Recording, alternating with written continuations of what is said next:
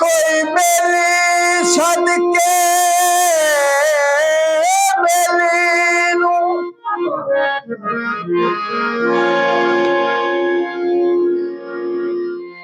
मुड़दा जे लावे दुख लगदा है।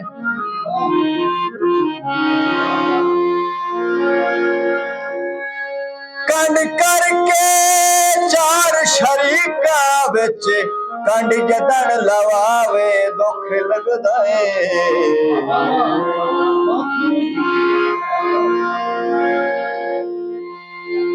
डंगनी में वेख के वेली दे किते कौन भुलावे दुख लगदा है।